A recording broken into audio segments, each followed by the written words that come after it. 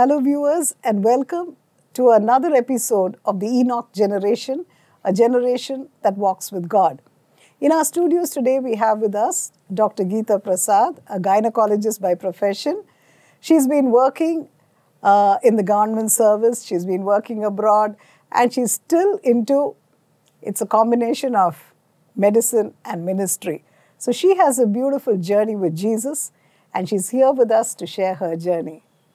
Thank you so much, Doctor, for coming over. It's so nice of you to have come.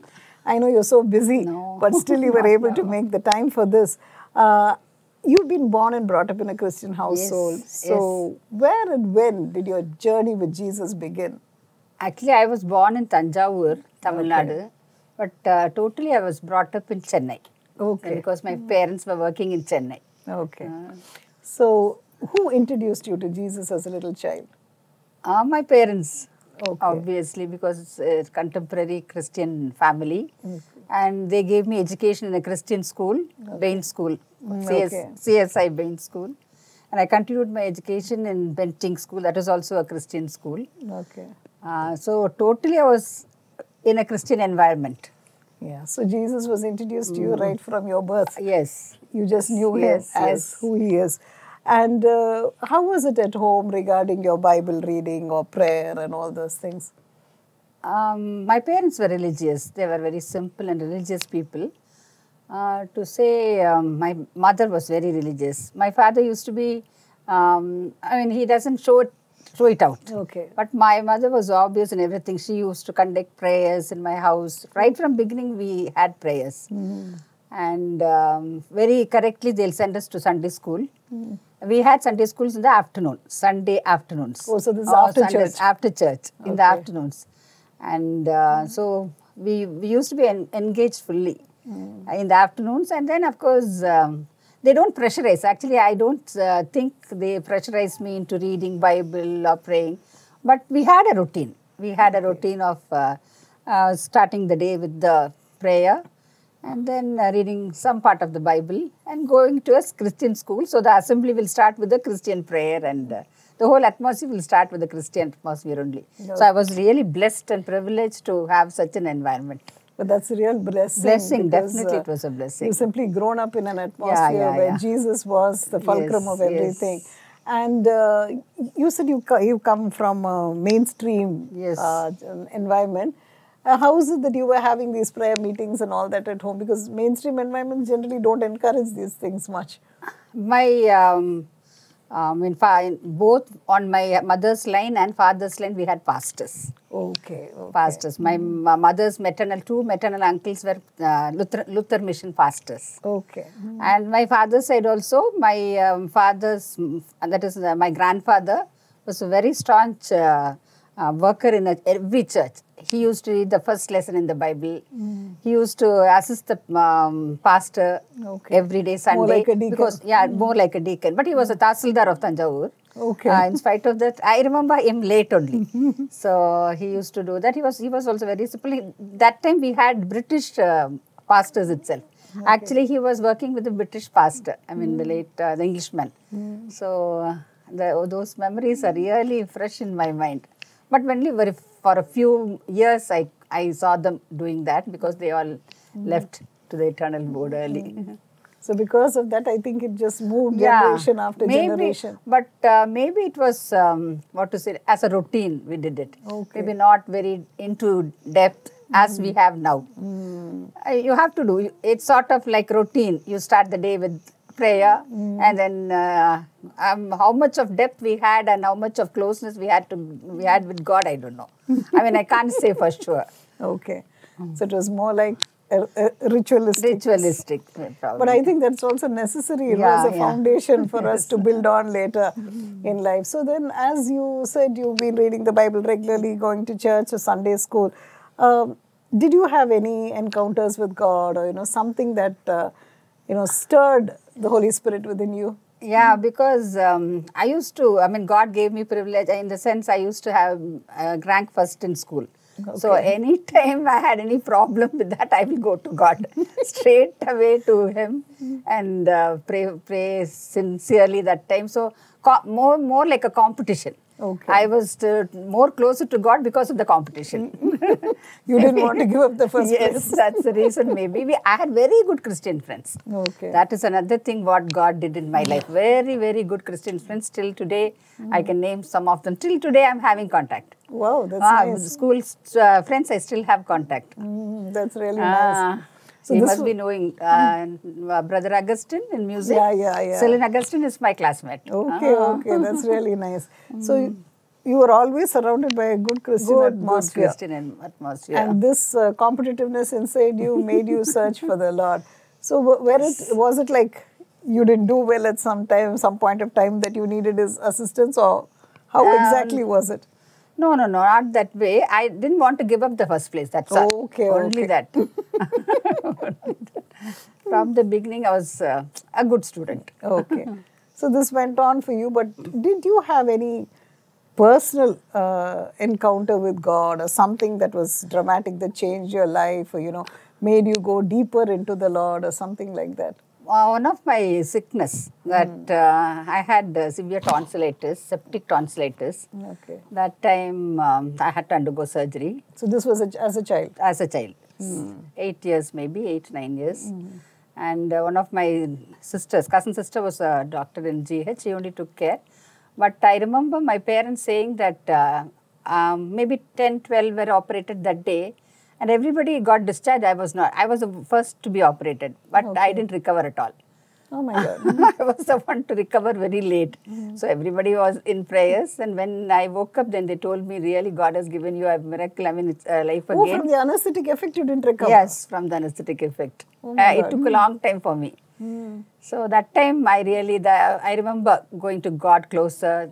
I was thinking that I should pray more. I should be really sincere in seeking the Lord. That episode, as a child, I remember. So it was like God gave you another leash of life. That's with a purpose. Yeah, maybe. So then as you moved on to high school and, you would have had peers anyway, although you were in a Christian atmosphere, there would have been a lot of challenges you would have faced. How were you able to face all that, being a Christian? As said, I was school people leader also, both in 5th standard and later in life also. So, peers maybe from the students only. Pressure only from the students. Otherwise, teachers used to pamper me, parents used to pamper me. So, not much of... So, what I used to think is, God, you have given me all this privilege. Let me not leave it or shun it away just by going away from you. Please see to that I am with you. That I always used to remember. So you didn't want to put him to shame? Push him. And from the beginning, I used to think, Lord, that what you don't like, that pride should not come in me. Right from the beginning, I had that. Because always God kept me high. I don't know, really God kept me high. Very rarely, even when people used to say, when I was absent also, they used to praise me sometimes, these teachers. That made me worse. So all these things, Satan only, I was thinking maybe Satan is bringing all this to put me out. So I always used to think, God, always don't leave me alone or push me away just because giving all these good things to me. So that's a sort of peer pressure only. Otherwise, I didn't have no financial problem, no health problem, no family problem. Otherwise, everything was good with me. So how many siblings do you have? One brother. One brother. So your brother also is an outstanding student like you? Not. I should not say. He was okay. Okay student.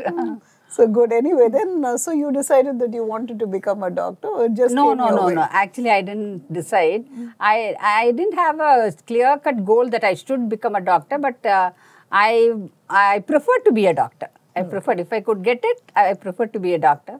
My mother didn't want me to become a doctor because she has seen my cousins and all toiling hard, not caring for the family. So she said, you become a lecturer or a government professor. You will have good money as well as good leave. So you'll take care of the family well. So she was totally against. But my father was little interested. You won't know that I applied on the last day. That too, an application was put by one of my cousin only. He took the application and put it. But what happened those days, we cannot be waiting for those results. So we have to join in some other college. So I studied, that time it was pre-university. So PUC last batch I was. So Ethraj College, one of the famous colleges in Chennai. That college doesn't give you TC if you cannot leave from the college if you get a medical seat. So I could not continue in that college. So I went to WCC. Okay. In WCC, I took literature, totally out of subject. I was a science student throughout. It was a hell. And such a good college, every environment, everything was nice. But I didn't like to continue in that English literature because everybody was happy, jolly girls going around, and I didn't like that. Wasn't your cup of tea. Yeah, definitely. So that was the place I went to the chapel. Every day I used to go to the chapel, cry to Lord, either give me medical seat or give me some other seat, some MBSc chemistry, something like that, some science subject. I just cannot tolerate this Shakespeare and all that. Somehow I didn't like it. So if that was the time I was really asking for God, Lord, if you give me, I will still do your ministry. All the dealings I used to give to God. So you made a bargain deal with God. Yeah. And luckily I got it. But how come you went for literature, doctor, when you were... That, again, my mother. She said, you will get a job easily, English literature, very easy. No need to be bothered about the subjects and all the aids and all that thing. You have English literature, go lecture and come back. You can have a happy life. That's what she wanted me to be. So because of that, you had to take literature. Then when you got the seat into medicine, how did you feel? Really happy. Really. It's just a blessing. Seeing the pressures and seeing the problems now the people have, now the students have. Of course, the competition was not this high that time. It was not at all this high. If we get 4 distinction, distinction in all subjects, we used to get it. And it was oral interview that time on general knowledge. So we could, only that time some other problems were there, but God protected from all the other problems and God gave me the seat. So where did you study, in which college? Kilpack Medical College. So you studied here in Chennai? Okay. MBBS I studied in Chennai. So that must have been a time when, studies would have occupied most of your life. Yeah. So there again, my next number was a Christian girl. Okay. We were very few Christian children. We had 50 boys, 50 girls in that college. That was the first time. Actually, Kilpack Medical College used to be a girls' college. Okay. And these girls fought and got the boys. They said, only girls. To go to the wards to see male patients, it will be nice if the boys also were there. So it became a co-education college. So we had in our batch 50 boys and 50 girls. I didn't know the story about KMC. It was initially only girls' college. Only all 100 students were girls. Okay. So then it became 50-50. 50-50, yeah. Okay. So at that point of time, how could you pursue your walk with Jesus? Yeah, that time we had very few Christian girls and Christian boys. Luckily, the number next to me was a Christian girl. Okay. So we both were friends. Throughout college, we were friends. And she belongs to, her father was a doctor, but they belonged to a very ardent Christian, one of the churches here, Pastor Sundaram's assembly. Okay. So you had good fellowship with her? Yeah, with good fellowship. She used to advise me. Even if I do any wrong, she used to correct me immediately. Okay. But then she was a good guide. Any Christian fellowship as such in your college? As a student, I don't think. I don't remember anything. As a student, we didn't have. Okay. Openly we didn't have any fellowship. Okay. So it was only with this friend that you had some fellowship. Yes. Have you gone to her church and things like that? Yeah, I have gone to a church. So how did you feel from a mainstream church moving to a church like this? Definitely a difference. You definitely feel very closer because the praise and worship, the way they look upon God, all that zeal, definitely the zeal is different. It moves you. So you didn't find it very odd? No, not at all. Not at all. You were very comfortable there I was comfortable. So as you moved on and graduated and all that, after that, what did you plan to do? After MBBS, I actually Sorry to interrupt you, but were you the first in your MBBS? Did you get the gold medal there? No, that time I missed. One other Christian girl got it. That time I missed. No, I missed it. Okay. There was one Dr. Mary Ann Fernandez, she's now in Australia. She was Just all 8 gold medals she got. Oh my God, all the subjects. All the subjects. She left only certificates to us. So after that, what did you plan to do? Actually, I worked with the CSI hospitals. Okay. So immediately, it's difficult. Those days, it was difficult to get a PG seat, postgraduate seat, because seats were very less. DGOs, 8 DGOs, 3 MD seats. So very less, very difficult. So immediately, for getting experience, I joined the CSI Rainey Hospital. Okay. Yeah. So I was, again, very good fellowship. I had a very good doctor, Rajkumari Sundar. Yes. Madam was there. She was the chief for me, Dr. Ruby. So again, into a very good company of Christian atmosphere. So there you had prayer 2 fellowship. years. Fellowship, yeah. Very good fellowship. So 2 years you continued Yeah, I there. continued there before I got the DGO seat. Okay. I got my So all DGO this seat. was before your marriage. 1 year. 1 year after MBBS, I got married. I was Okay. working in Rainey when I got married. So how did you find your life partner, doctor? He was also very good Christian, same, because we were relatives only. Okay. We were far related, not far, say like a third cousin, so on. So I didn't find a difference in family culture or family habits. I knew them, in fact. I Okay. knew most of them. I knew my mother-in-law, father-in-law even before. Not very close, but I knew them. We used to see them in the marriages. So It was my quite comfortable for you yeah. to move from Yeah, your yeah, household yeah. into his household. My husband was but very strict disciplinarian. He used to have everything on time. I used to flex. I am very flexible. I will read Bible 6 o'clock also or 7 o'clock, but he won't do. He will read only 5 o'clock. Like that. That was a difference I felt in my house. So that's very interesting Yeah. also. Well, viewers, you've been listening to Dr. Geetha Prasad and how she'd been journeying with Jesus right from when she was, I should say, born. And God has been leading her so beautifully, and she always took everything to Jesus in prayer.